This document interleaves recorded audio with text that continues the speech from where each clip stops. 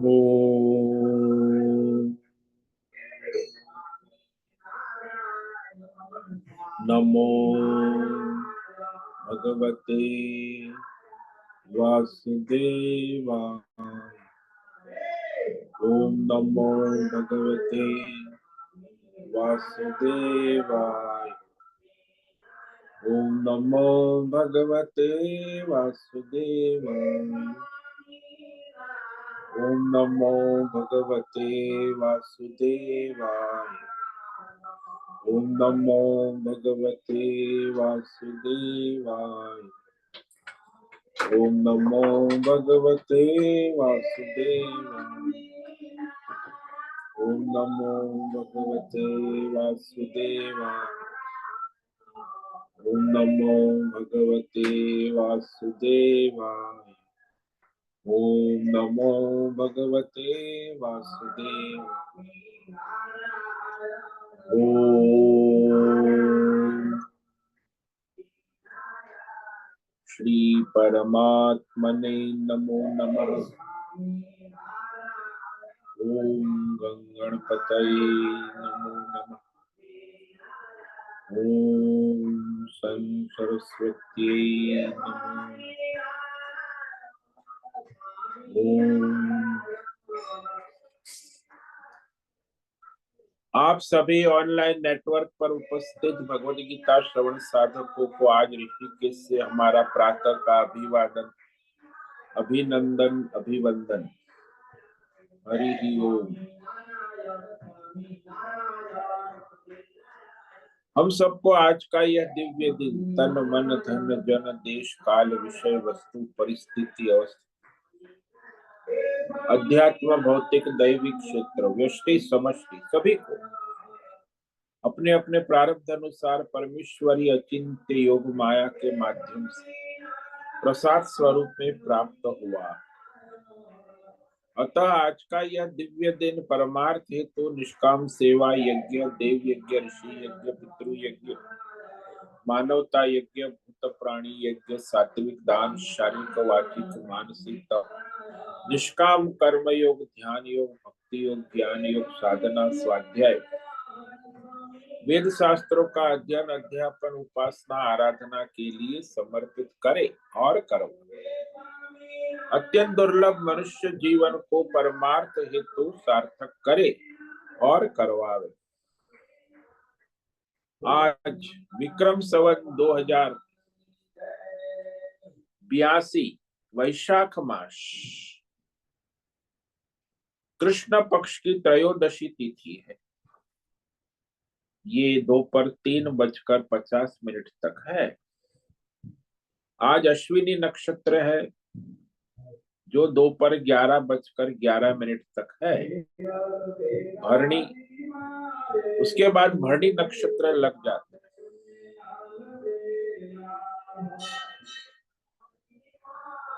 और आज रविवार है, सूर्य देव की आराधना। ग्रीष्म ऋतु चल रही है। यहाँ रात्रि का न्यूनतम तापमान सुबह के 4 बजे का 20 डिग्री रहा और दोपहर 2 बजे का अधिकतम तापमान 36 डिग्री रहा है। वायु की गति 5-10 किलोमीटर प्रति घंटा चल रही है। ईस्वी सन 2025 25 मई 25 मई 2025 सुबह के 6:50 हो रहे हैं।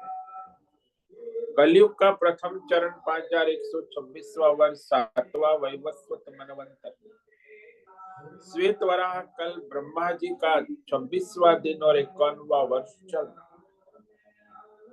तो ऐसे अनंत कोटि ब्रह्मांडीय परमेश्वरी अचिंत्य योग माया में हमारा यह एक ब्रह्मांड, इस ब्रह्मांड में ये पृथ्वी लोक में समुद्र के ऊपर जम्बू द्वीप में विश्व का एकमात्र वैदिक राष्ट्र भारत में उत्तर हिमालय प्रांत में उत्तराखंड राज्य में टिहरी जिले में हिमालयन शिवालिक पर्वतमाला के अंतर्गत मणिकुंड पर्वत के ऊपर नीलकंठ महादेव के सामने ऋषिकेश नगरी में मुनि की रेती प्रांत में शीशम जाड़ी में अवधूत बाड़ा आश्रम के सी ब्लॉक के पहले माले से 5 नंबर कमरे से गंगा किनारे से हम स्वामी उत्तमानंद सरस्वती भगवद गीता के आचार्य शिष्य स्वामी चिन्मयानंद सरस्वती महाराज चिन्मय मिशन कवैल्य द्वैत वेद व्यास भगवतपाद शंकराचार्य की श्रृंगेरी संन्यास परंपरा से शिक्षित दीक्षित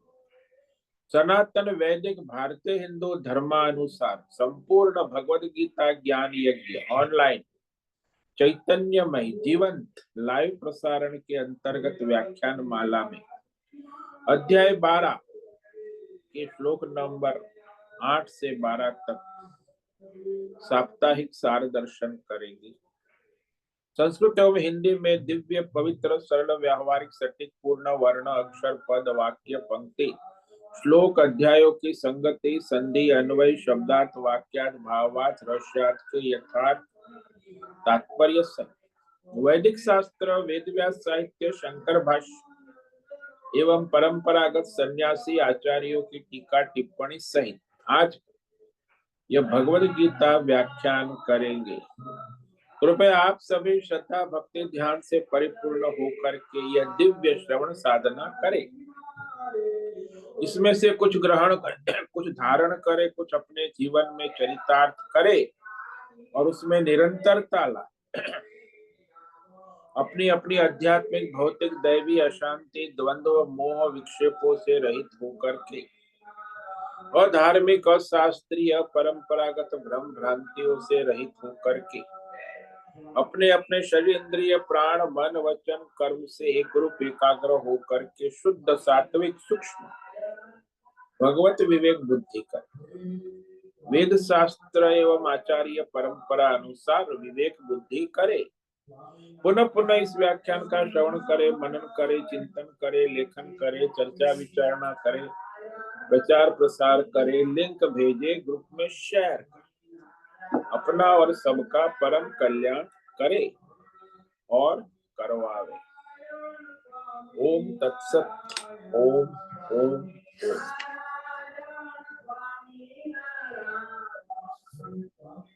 इस सप्ताह में हमने श्लोक नंबर 8 से 12 तक विवेक विचार किया था।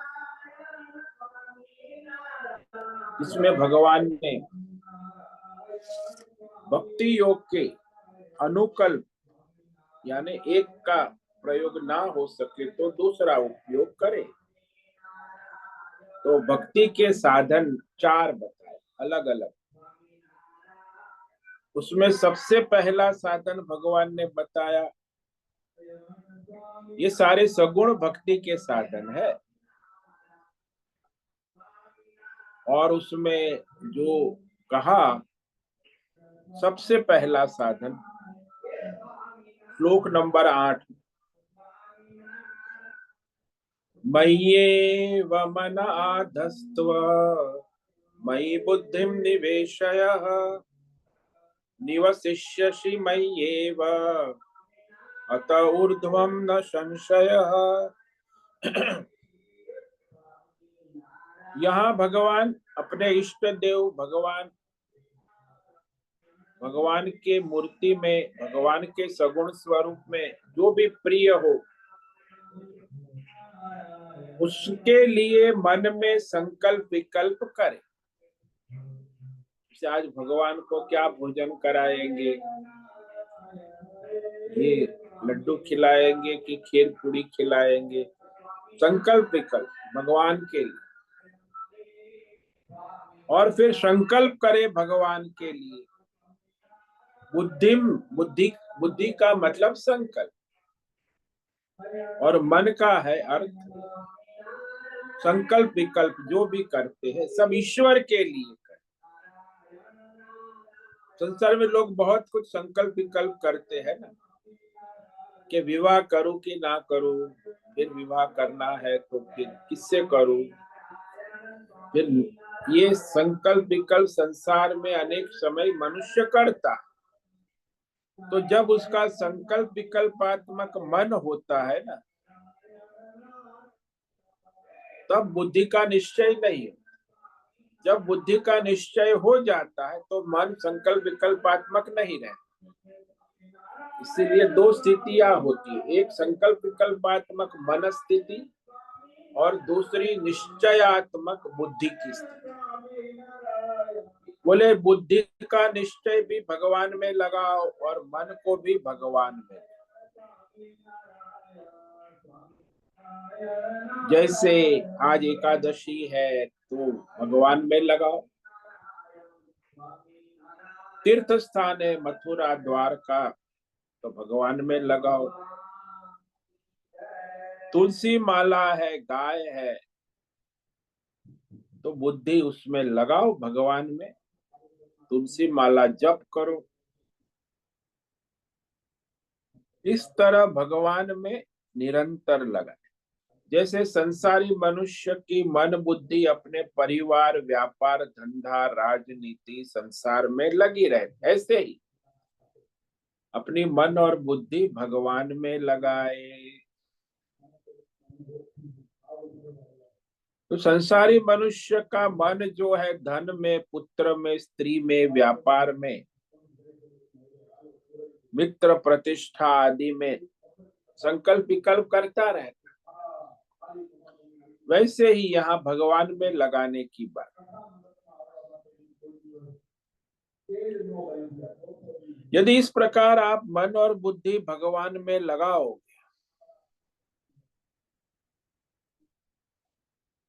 तो फिर तुम कहते हैं उपरांत इस तरह मयि एव निवसिष्यसि, तुम मुझ परमात्मा में ही निवास करो।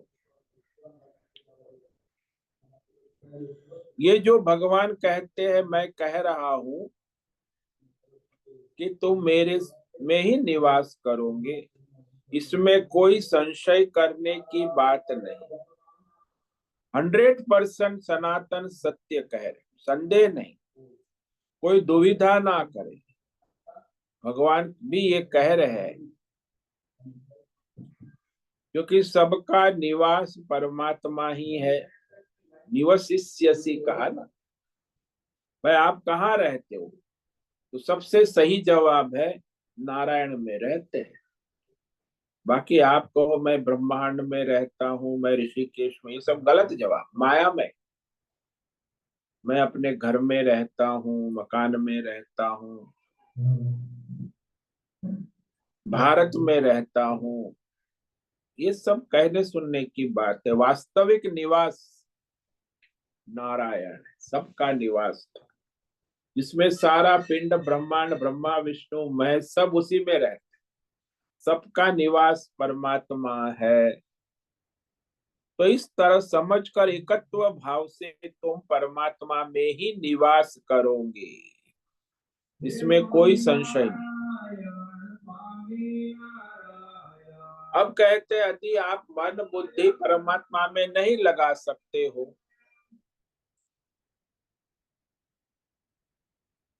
तो दूसरा रास्ता बताते भक्ति का। अथ चित्तम समाधातुम न शक्नोषि मयि स्थिरम अभ्यास योगेन ततो मामिच्छाप्तुम धनंजय। यदि आप मन के संकल्प विकल्प और बुद्धि के निश्चय परमात्मा भगवान में नहीं लगा पा रहे, स्थिर नहीं कर पा रहे हो, स्थिरम समाधातुम न शक्नोषि, अचल स्थिर, क्योंकि मन का दो स्वभाव चंचल और स्थिर मन।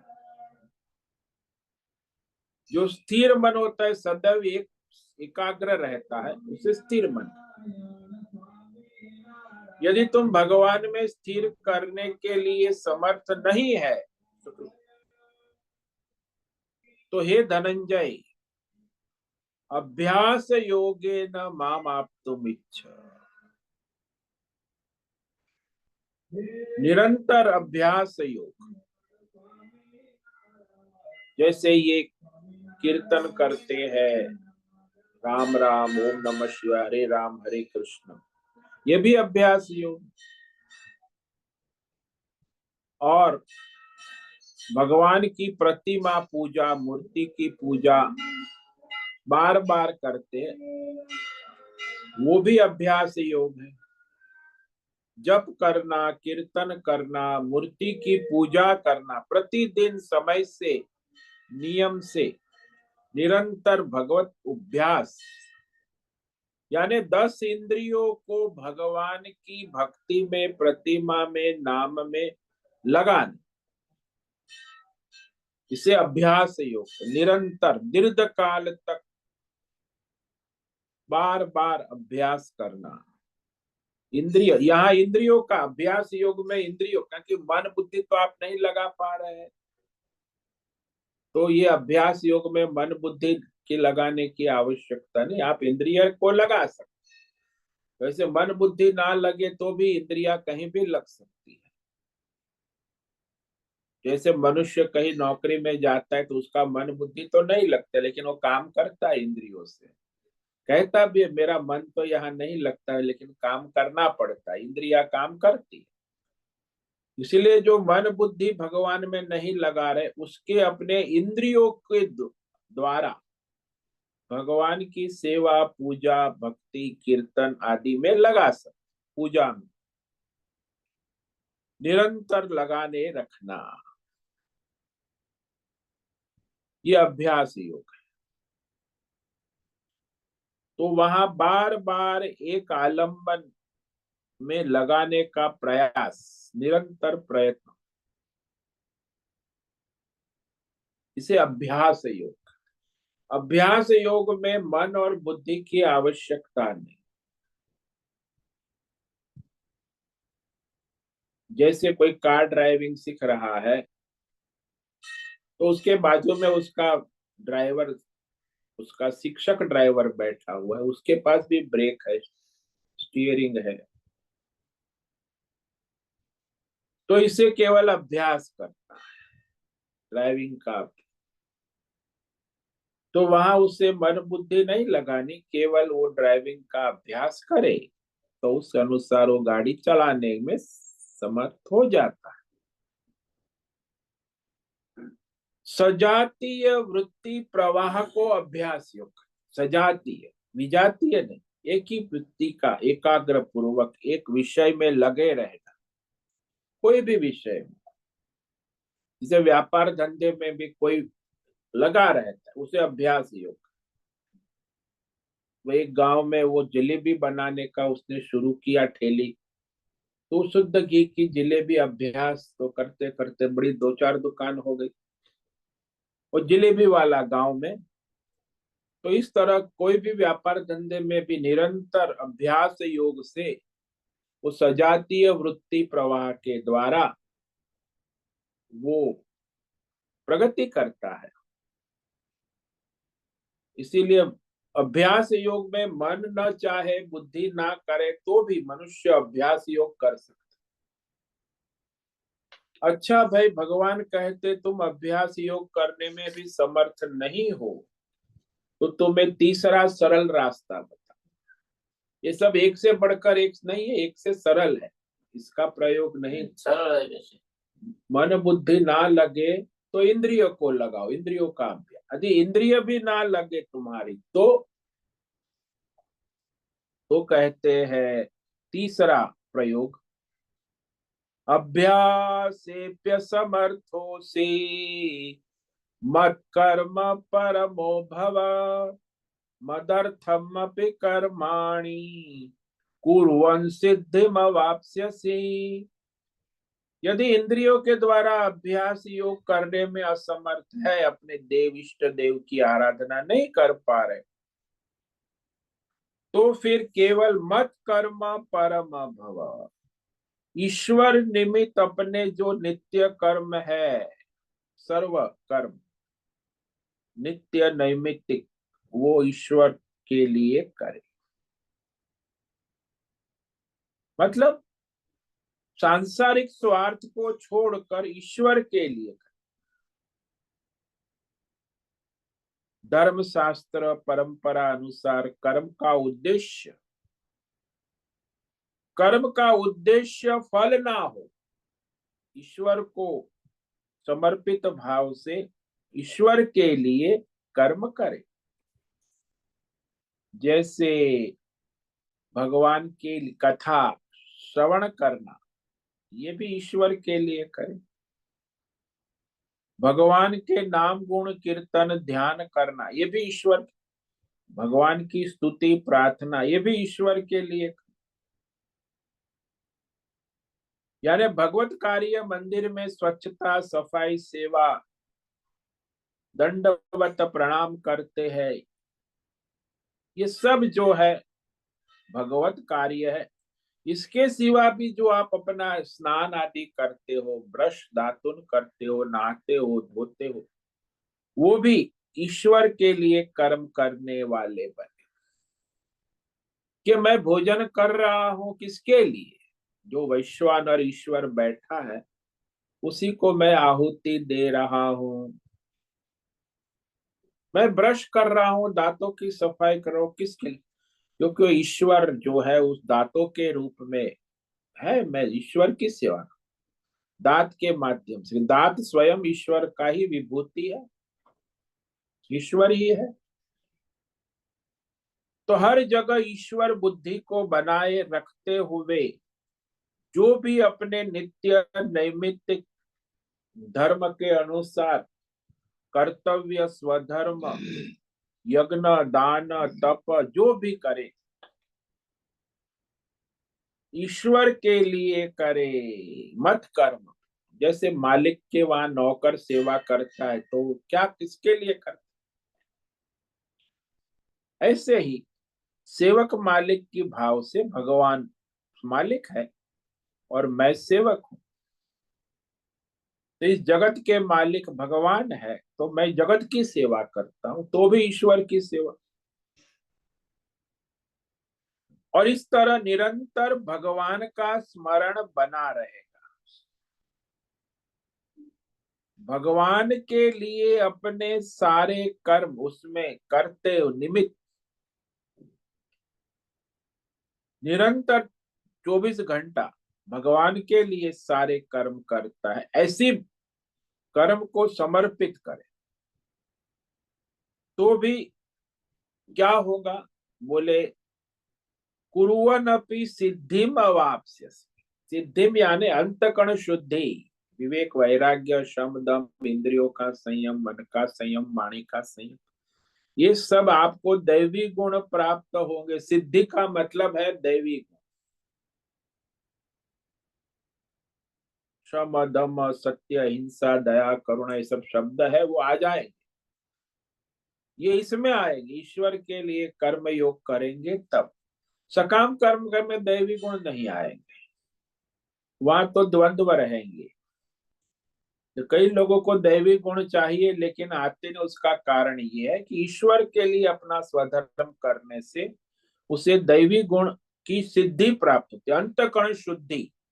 और अंतकरण शुद्धि होने से उसे आत्मज्ञान होकर मोक्ष होता है कि सब भगवान है, जीव और ईश्वर का भेद समाप्त हो जाए।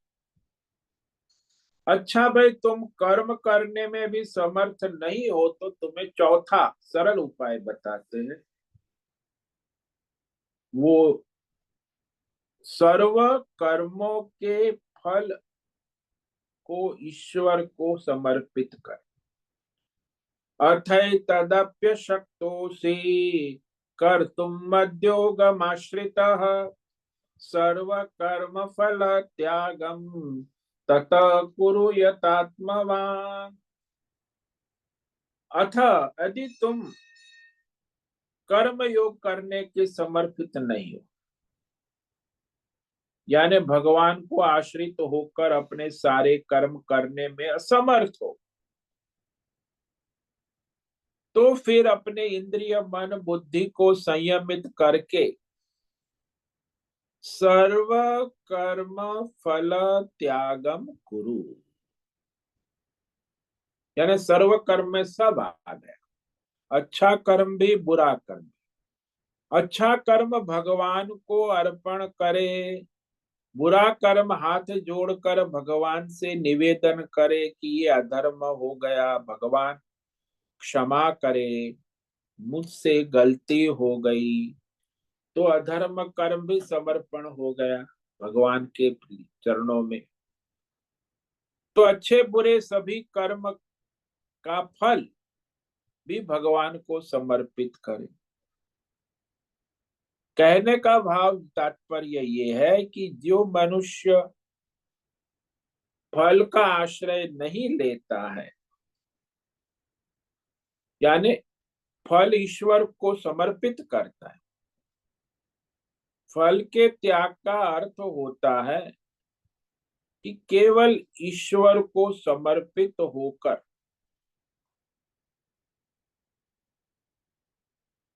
जो भी करते हैं, फल की अपेक्षा, इच्छा, लालसा, तृष्णा, कामना न रहे।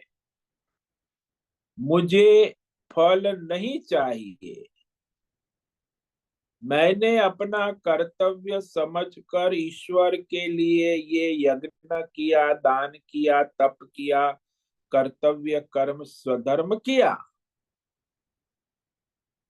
ऐसा जो विचार है, संकल्प है, वो सर्व कर्म फल त्याग। जैसे मंदिर में कोई चंदन घिसता है और चंदन घिस कर कटोरा वहां मंदिर में भगवान के पास रख दे, तो भक्त लोग आएंगे, सब चंदन लगाएंगे, दर्शन करेंगे। तो चंदन किसके लिए घिसा? भगवान के लिए। तो भक्त के लिए, भगवान के लिए नहीं, तो ये भगवान के भक्तों के लिए। चंदन तो भगवान भी लगाएंगे, भक्त भी लगाए।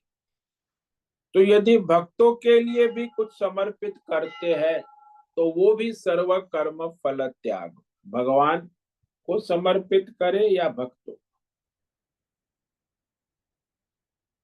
मानो कि आपने कर्म किया और आपको कुछ लाभ हो गया, तो लाभ भक्तों को अर्पण करे।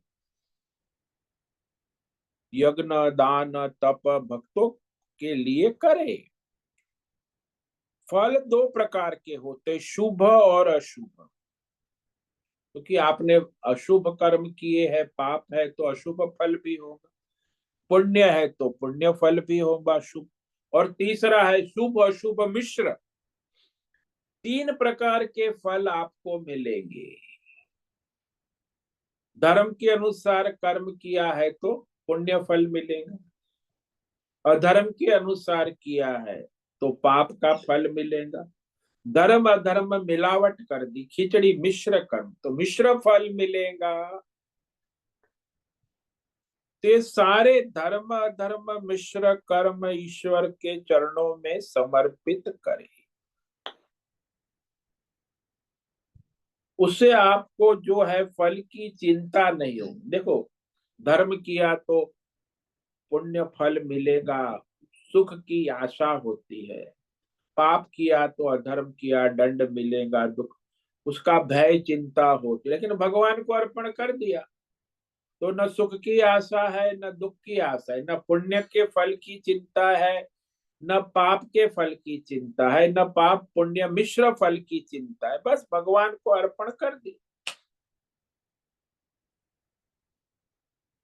तो इस तरह प्रसाद बुद्धि से रहते हैं। और फिर कहा, सर्व कर्म फल त्याग की महिमा कहते हैं। श्रेयो हि ज्ञान अभ्यासात् ज्ञानात् ध्यानं विशिष्यते, ध्यानात् कर्म फल त्यागः, त्यागात् शांतिरनंतरम।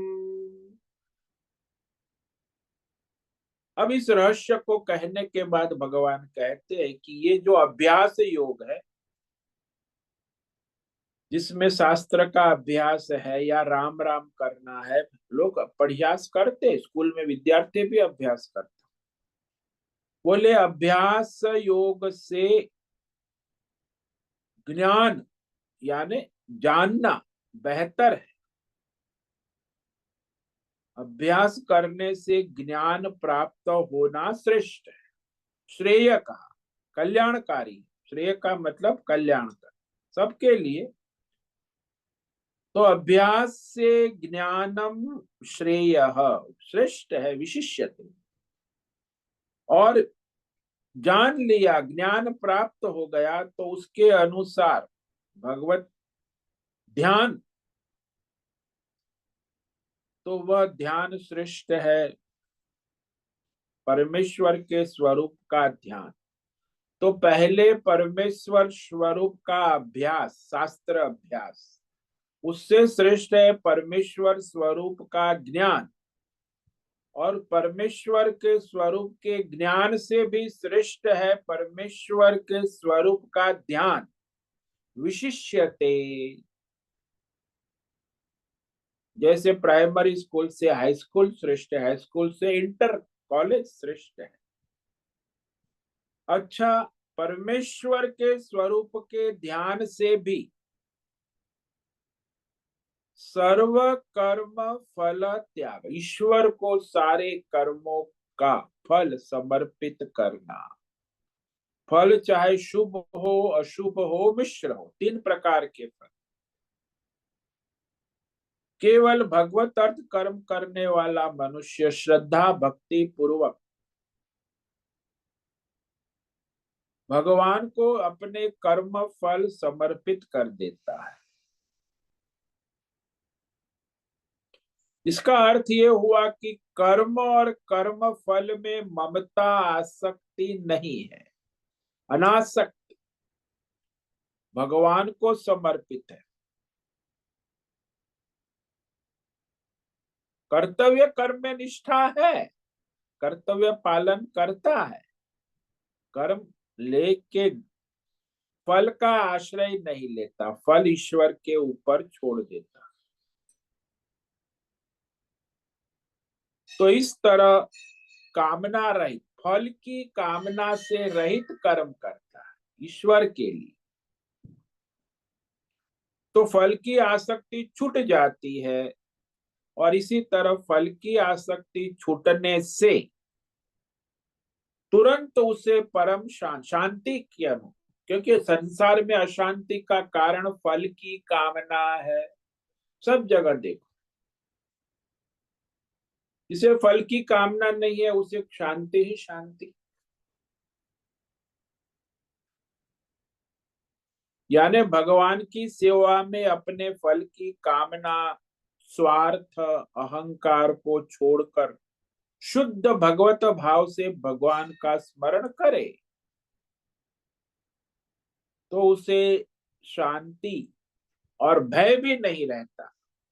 मनुष्य संसार में अशांत है, भय है, भविष्य की चिंता है। देखो दुनिया में क्यों? क्योंकि फल की आकांक्षा। भविष्य क्या है? फल। अब इसे भविष्य का कोई, वर्तमान में जो भगवान की सेवा कर ली, न भविष्य की आशा है, न चिंता है, न चिंतन है, न फल की अपेक्षा है। जो भी कर दिया ईश्वर के लिए कर दिया। तो कामना फल, कर्म फल का आश्रय ही नहीं है, तो अशांति कहाँ रहेगी? तो फल का त्याग का मतलब है कि फल जो है वह उसकी कोई अपेक्षा नहीं, आकांक्षा नहीं, तृष्णा नहीं, लालसा नहीं कि ऐसा मुझे फल मिले। तो निष्काम, इसका मतलब ये निष्कामता है। कोई भी कर्म में यदि आपकी निष्कामता है तो आपको शांति शांति शांति।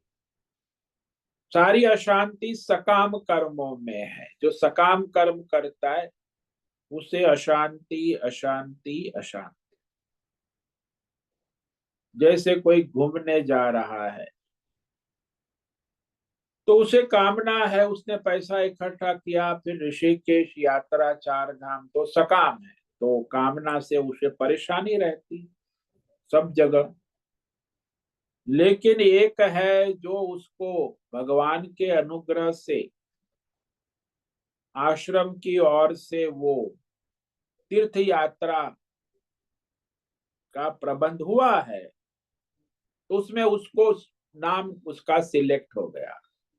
कि भाई तीर्थ यात्रा सीनियर सिटीजन जो 60 साल के ऊपर है उसकी तीर्थ यात्रा कराएंगे, तो उसे अपनी तो कोई कामना नहीं, भगवान करा रहे हैं तो उसकी सारी व्यवस्था जो है वो संस्था करती है। उसे धन के भी नहीं जुटाना है, उसे कोई रहने खाने पीने की, उसे केवल तीर्थ में जाके प्रभु का भजन करना है। तो इस तरह वो तीर्थ यात्रा करेगा। दूसरा है स्वयं अपने कर्म करके फल प्राप्त करना चाहेगा। तो दोनों में फर्क है। यहाँ कर्म और कर्म फल में ममता आसक्ति नहीं, क्योंकि वो संस्था की ओर से तीर्थ यात्रा हो रही है, और अपनी ओर से करेगा तो उसे कर्म भी करना है, व्यवस्था भी करनी है, फल भी जुटाना है, पैसे भी जुटा, तब उसकी चारधाम यात्रा होगी भगवती। तो दोनों में फर्क है। यात्रा तो दोनों की होगी, लेकिन एक में कष्ट है, अशांति है, भय है, चिंता है, और इसमें न कष्ट है, न अशांति है, न भय है, न चिंता है। भाई संस्था है, भगवान का नाम है, बस हम भगवान का नाम कीर्तन करते रहे, अपनी तीर्थ यात्रा चलती रहे। तो आज इस प्रकार हमने विचार किया। अब आगे जो है, जो भगवतमय हो चुके हैं, आत्मज्ञानी जिसको कहते, उनके लक्षण बताए कि उनका जीवन चरित्र कैसा होता है। जो भगवतमय अनन्य भक्त, जिसके आत्मा भगवत जीव ईश्वर का भेद समाप्त हो गया, तो उस पर हम कल विवेक विचार करेंगे। तो आज रविवार है, इसीलिए रविवार का जो सत्संग है प्रश्नोत्तरी का समय है। तो किसी भी साधक को कोई प्रश्न है तो अभी प्रश्नोत्तरी कर सकते हैं।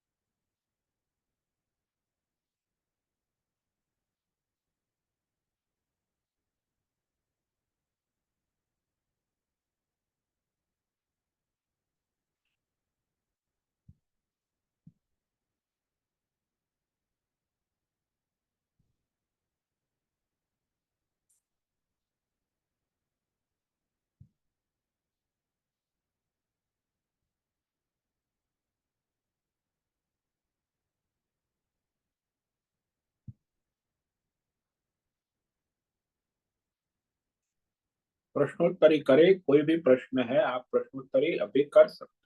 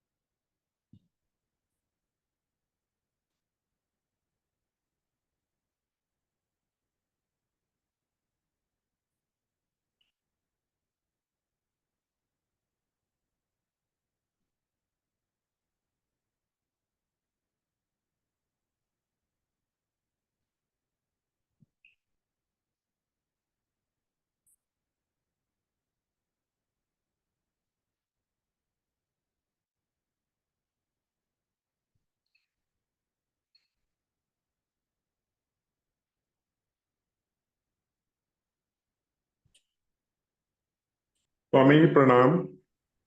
हाँ नीरज बोलो। स्वामी जी, ये तो गीता जी का लक्ष्यार्थ है ही, विपरीत से कैसी ही परिस्थितियों परमात्मा का समर्पित बुद्धि से हमें कर्म करना है। लेकिन जीवन में अक्सर ऐसी परिस्थितियां आती हैं, जितना हम सहन करते जाते हैं विरोधी व्यक्ति उतना ज्यादा अपना विपरीत कर्म बढ़ाता चला जाता है। हम समर्पित बुद्धि तितिक्षा बुद्धि से रखते हैं, जब अति होती है तो फिर क्या करें? देखो, भगवान के लिए कर्म करने की बात है। परिस्थिति क्या है? जैसे अर्जुन की परिस्थिति देखो, अर्जुन को भगवान क्या सलाह दे रहे हैं? इतना सब सहन करने के बाद युद्ध के मैदान में आ गया है, पूरी तैयारी के साथ आया है। कितना सहन किया है अर्जुन ने, पांच पांडवों ने, किंती ने, द्रौपदी ने। इतना सहन किसी ने नहीं किया हो। अभी पांच पांडव, द्रौपदी, कुंती इतना सहन करने के बाद भी जब वो मैदान में आते हैं तो फिर वहां वो मोहित हो जाते हैं, आसक्त हो, विषाद में चले जाते। यहाँ ये सावधानी रखनी है कि जो हमारा स्वधर्म है वो स्वजन के लिए, समाज के लिए, ईश्वर इसके लिए नहीं कर रहे हैं। हम अपना स्वधर्म ईश्वर के लिए कर रहे हैं। चाहे कितनी भी विपरीत परिस्थिति क्या ना हो, हमें जो हमारे विरोध में है, विरोधी है, उनके साथ लड़ना भी है। ऐसा नहीं है कि वहां चुपचाप, अर्जुन को चुपचाप बैठने को नहीं कहा। विरोधियों के साथ लड़ते हुए चुपचाप सहन करने की बात यहाँ नहीं आती। जो उचित शक्ति है, आपकी सामर्थ्य है, उस अनुसार आप धर्म युद्ध करें। वो आपको परेशान कर रहा है कितना, तो आप भी उसके सामने धर्म युद्ध करें, लेकिन ईश्वर के लिए करें, उसे हराने के लिए, उसको नीचे दिखाने के लिए नहीं। तो कोई भी चाहे हो, वो अधर्म के पक्ष में खड़ा है तो आप धर्म के पक्ष में।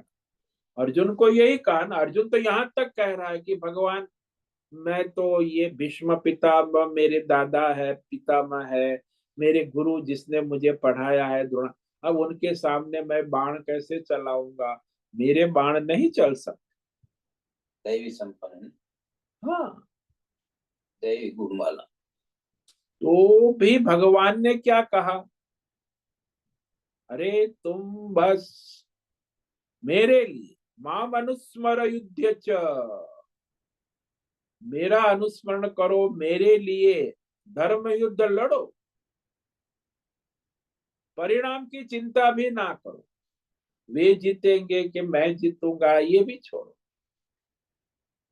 इसीलिए आप, यदि कोई अधर्मी आपको परेशान कर रहा है, दबा रहा है, तो आप धर्म युद्ध करो।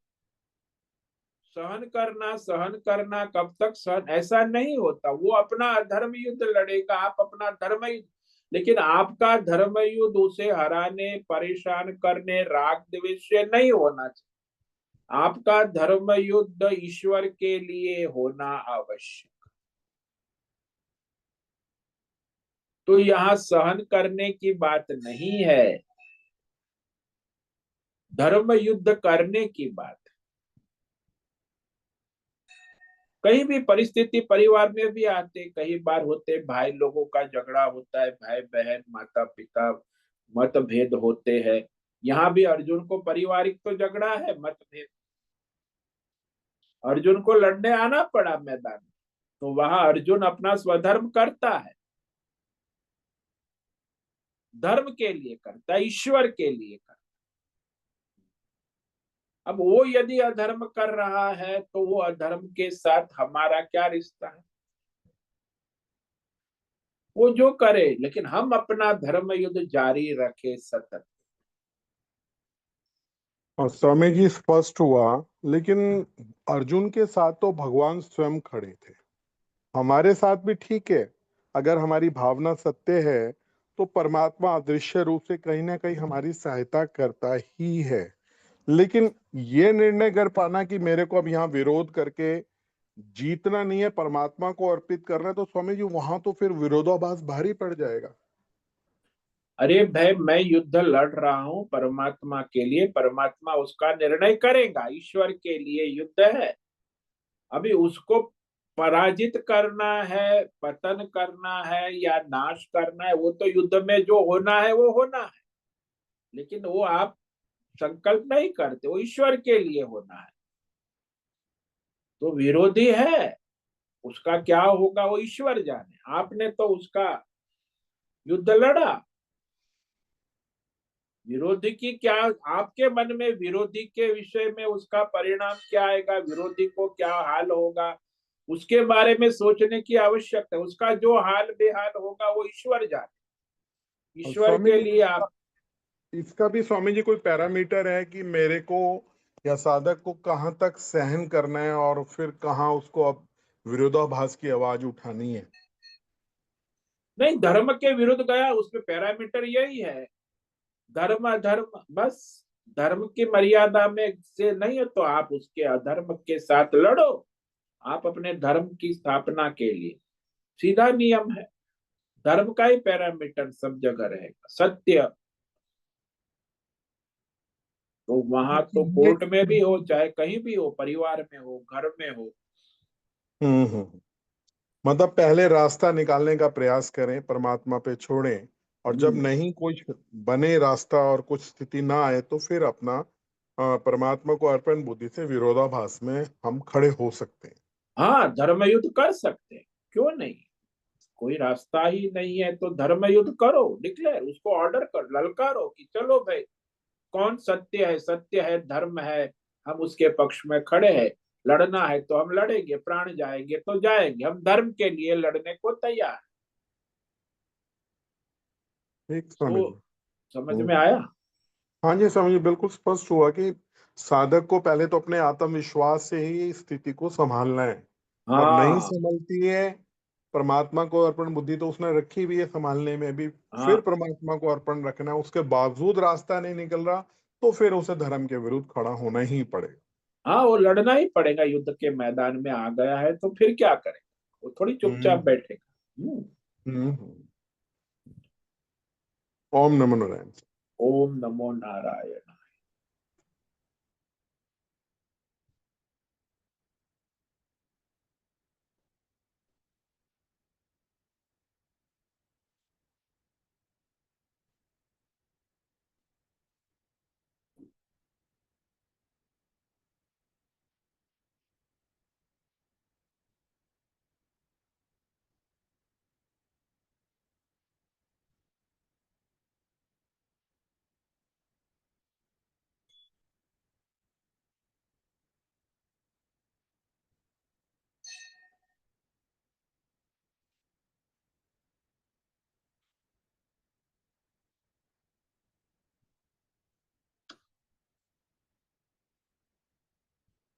अभी समय है प्रश्नोत्तरी का। किसी साधक को कोई प्रश्न है, अभी प्रश्नोत्तरी कर सकते।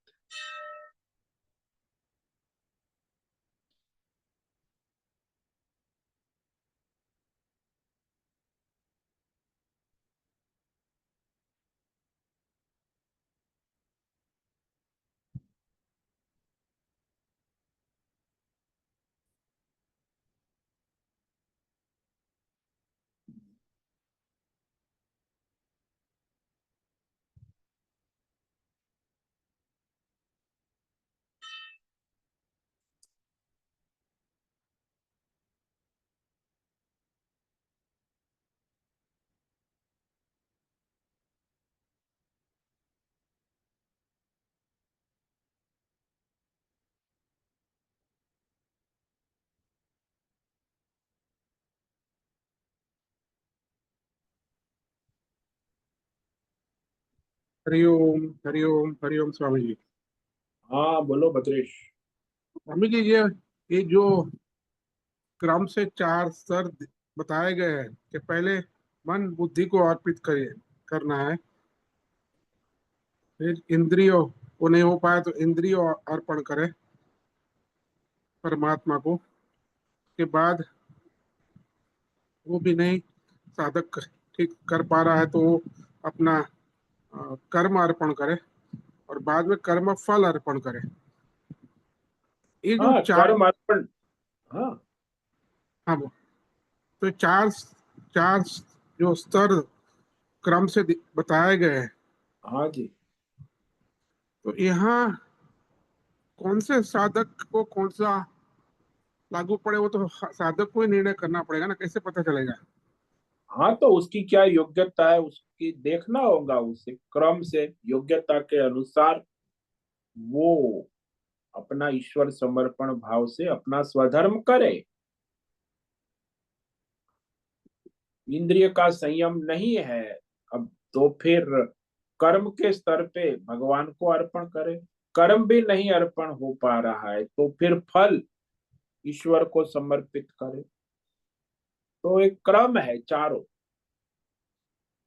सूक्ष्म से स्थूल है, यानी भगवान यहाँ अनुकल्प पद्धति से कि भाई एक आपके लिए उपलब्ध नहीं है तो दूसरा प्रयोग करे, दूसरा उपलब्ध नहीं है आपके बस में नहीं है तो तीसरा प्रयोग करें, तीसरा नहीं कर पा रहे हैं तो चौथा प्रयोग करें। तो चार भिन्न भिन्न साधन बताए हैं। तो ये तो साधक को अपने को ही विवेक करना है इसमें कौन सा। वो कर पा रहा है उसको हाँ, देखना चाहिए, अपने करने से पता चलेगा कि उसे हो रहा है क्या हो रहा है। भगवतमय कर्म हो रहा है, कर्म फल भगवान को समर्पित हो रहा है। तो अर्जुन को तो भगवान बार बार यही कहते ना, भगवान अर्जुन को ये अभ्यास योग मन बुद्धि लगाने की बात नहीं कह रहे। भगवान कहते कर्मण्येवाधिकारस्ते मां फलेषु कदाचन। अर्जुन को तो भगवान हिंट भी दे रहे कि भाई तुम्हारा तो कर्म करने का ही अधिकार, फल का आश्रय छोड़ो, मां फले मां कर्म फल को हेतु मत करो।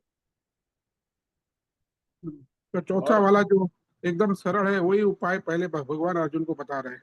हाँ, मां कर्म फल हेतु तो, माते तो, संगोस्त्व कर्म। तो यहाँ तो ये निष्कर्ष साधक जो है पहले वही सर प्रयोग कर सकता है कर्म फल अर्पण करने हाँ, का। तभी तो उसका वहीं से प्रारंभ होगा, फिर आगे बढ़ेगा। कर्म अर्पण नहीं होगा, कर्म फल, कर्म तो उसे क्योंकि करना ही होगा। मन तो लेकिन चंचल है, उसको काबू में लाना वो तो कठिन है। असंभव है, वो तो नहीं हो सकता सामान्य मनुष्य। तो कर्म फल त्याग वही एक पहला हाँ, रास्ता है भगवान की साधक के लिए। सलाह यही है अर्जुन के लिए कि भाई तुम कर्म फल छोड़कर, फल का आश्रय छोड़कर अपना स्वधर्म युद्ध लड़ो, कर्तव्य करो।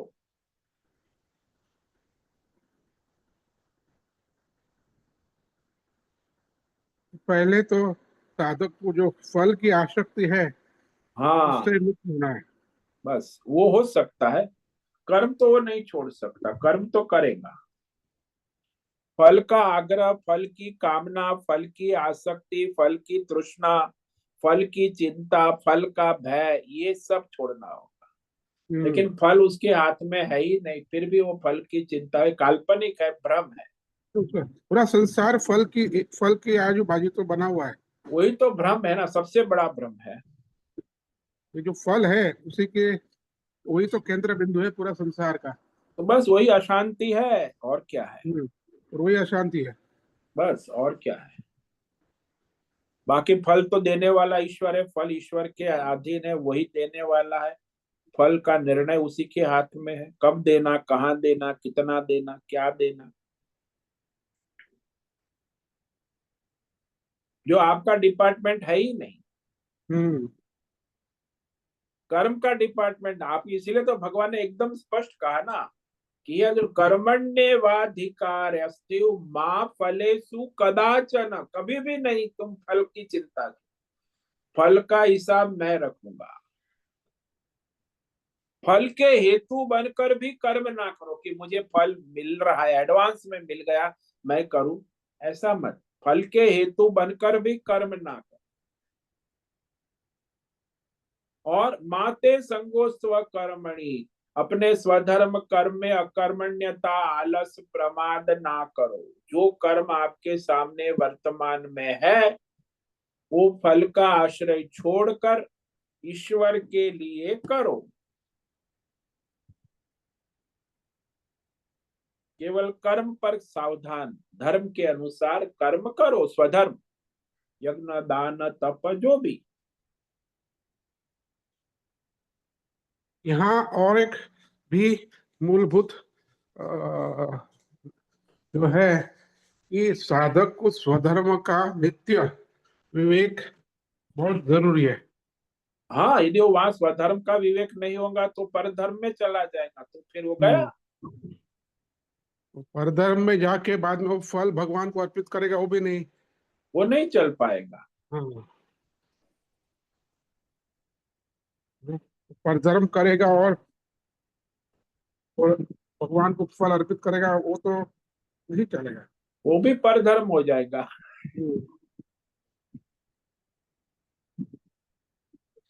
स्वधर्म का विवेक जो है हर क्षण जो है मूल है।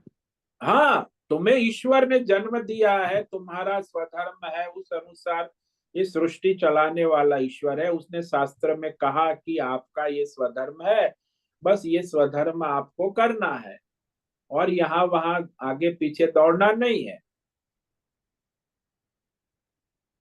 जैसे कहीं भी होता है, फैक्ट्री चलती है, कारखाना चलता है, तो वहां मालिक ने सबको लगा दिया है अपने अपने स्थान, वो उतना स्वधर्म करना है, नहीं करेगा तो चौकीदार है, वो मालिक के पास चला गया है तो बीड़ी पीने, तो चौकीदारी कौन करेगा? फिर भयावह, वो तो डेंजर जोन में आ गए, उसकी चौकीदारी जाएगी।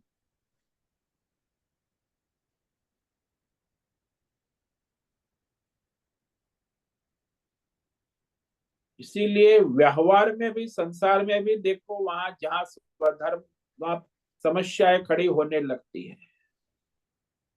माली यदि किचन में चला गया और रसोई के साथ गपशप कर रहा है तो मालिक का काम कौन करेगा? रसोई का काम भी बिगड़ेगा और मालिक का काम भी बिगड़ेगा, दोनों का बिगड़ेगा।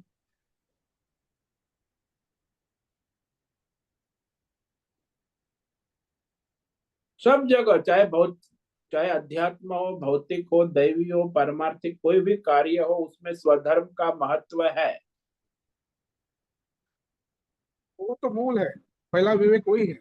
हाँ, यदि वो देश काल परिस्थिति के अनुसार अपना स्वधर्म का विवेक नहीं है तो कर्म भ्रष्ट हो गया, फिर उसका कोई जीवन है ही नहीं, वो तो कटी पतंग है। उसका फल जो है वो अर्पित करेगा परमात्मा को, हाँ, तो परमात्मा द्वार वहां पहला है। हाँ, वहीं से फिर वो परमार्थ का रास्ता खुलेगा, नहीं तो परमार्थ की कोई संभावना नहीं है। दुर्गति है उसमें, हाँ, दुर्गति है उसमें। हाँ, वो तो दुर्गति ही है ना। संसार में जब मनुष्य फल का आश्रय लेकर कर्म करता है, कर्म भी ठीक से नहीं करता और फल का चिंतन और चिंता करते रहते, हम होंगे कामयाब, एक दिन पूरा है विश्वास मन। अरे तू करता तो कुछ है ही नहीं, फिर ये गाने गाने से क्या होगा? हम्म बस भ्रमित ही रहता है। हाँ, ऐसा ही है दुनिया में। लगभग 75% लोग भ्रमित ही जीवन जीते हैं। हम्म, भले वो कहते हैं हम लोग सब प्लानिंग करते हैं, क्या प्लानिंग? भ्रमित प्लानिंग है सब। हम्म, जहां तक शास्त्र और धर्म नहीं है तब तक आप राइट ट्रैक पर है ही नहीं। चाहे आप करोड़पति हो, अरबपति हो, कॉर्पोरेट स्टार हो, सेलिब्रिटी हो, भ्रमित हो।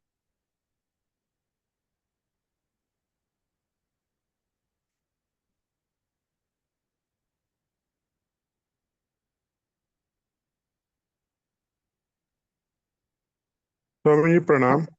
हाँ नीरज बोलो।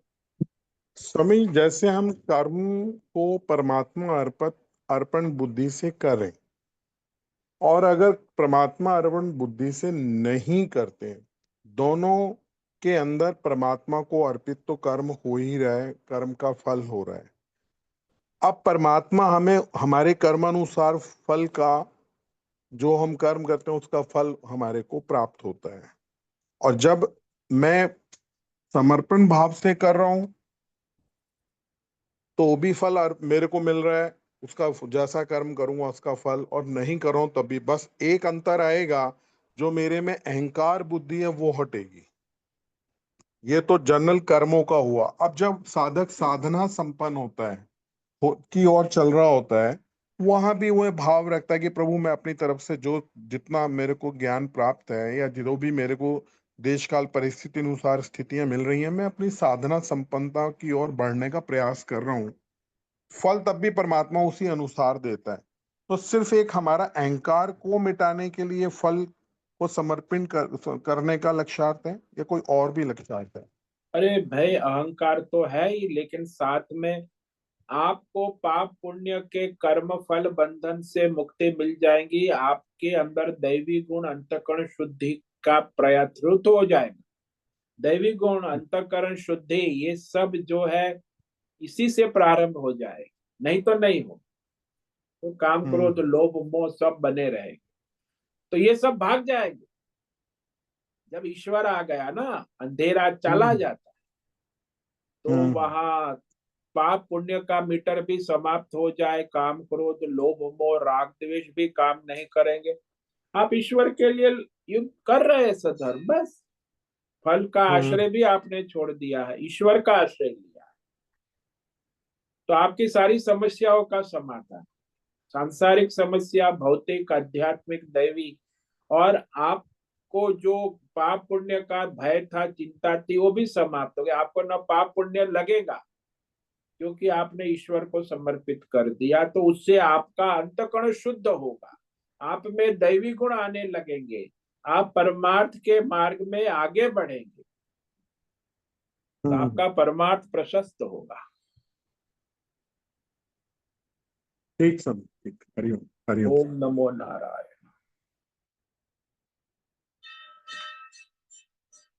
ठीक है, आज उपस्थित है प्रकाश आनंद दोसा, होस्ट है नैना पुरोहित, राय बहादुर, भद्रेश पड़िया, बीबी शर्मा, जीवी कुमार, जयंती पांडा, अरुणा कोहली, लीलावती बड़ेकर, मीरा उच्चिल, मीनाक्षी काले, नीरज, पंकज भट्ट, रेशा रथ, उषा मेनन और विशाल बेड़ेकर। तो आज रविवार है, सभी साधक का दिन मंगलमय हो, परमार्थ करे, ईश्वर को समर्पित अपना स्वधर्म करे। सभी साधकों को ओम नमो नारायणाय। सभी साधकों को ओम नमो नारायणाय। ओम नमो नारायण स्वामी। ओम नमो नारायण स्वामी। सबको ओम नमो नारायण। ओम नमो नारायणाय स्वामी जी। और से निवेदन है, आज का सत्संग पूर्ण करें। ओम नमो नारायणाय। आज का दिव्य सत्संग हम यही पूर्ण करते हैं। सभी साधकों को ओम नमो नारायणाय। सभी साधकों को ओम नमो नारायणाय।